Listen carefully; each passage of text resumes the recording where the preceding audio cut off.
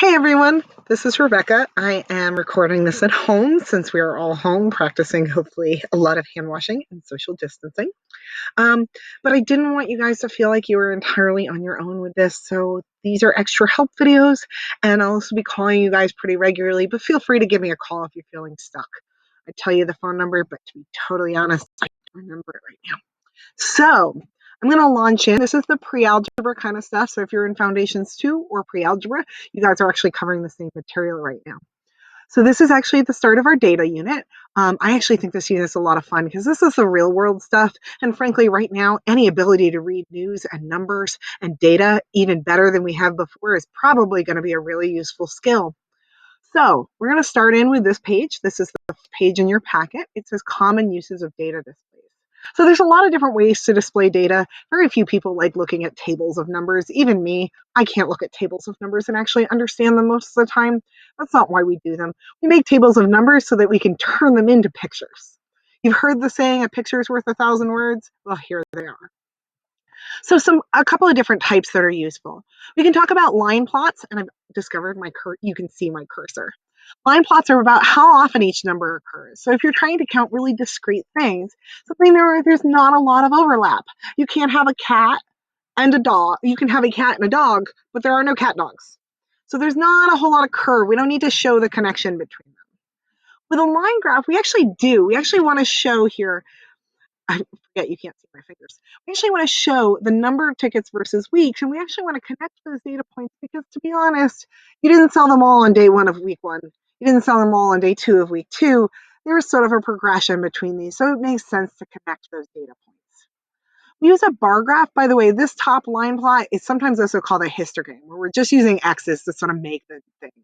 You could also do it with pictures. Some people get really fancy with a clip art and do a lot of pictures. Bar graphs like these are a good way to display and compare data in separate categories.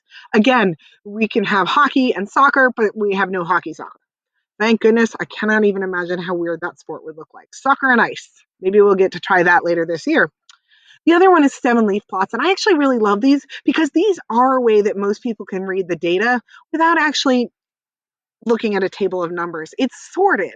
So the way this one works is for each stem, 1, we have the leaves. 1, 0 is actually 10. So this one actually reads 10, this line, 10, 12, 14, and 18. So we're able to see the whole thing pretty quickly. So this one is a really useful thing just to start thinking about how we might display data. In the meantime, I wanted to look at the idea of measures of central tendency. So we talk a lot about central tendency, and we want to say, like, where is the center of our data? What does it mean to be in the middle? And middle is one of those words that has a lot of meaning, so we have to be really careful. So we've come up with a couple of different words in math to distinguish what we mean.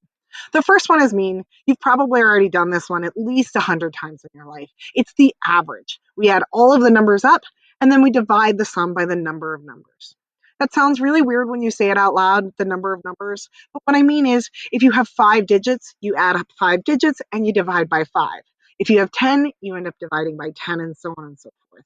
It's just a weird way of phrasing it. Median is about the middle number. We put the order, so we put them in order from least to greatest, and then we cross off until we get into the middle. And if there are 2 numbers left, you add them together and you divide by 2. You're finding the mean of the middle. So we're really looking for what's the middle of the data.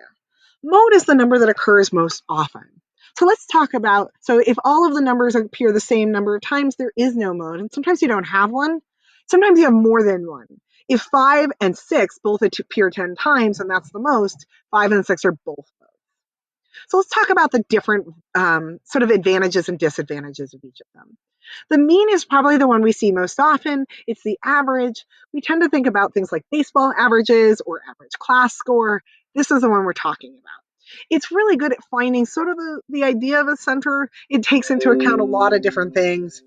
The median is about the middle of data. Sometimes that's really useful. I'm going to have to actually continue this in the next video because apparently I only get 5 minutes at a time. Bye. How do I turn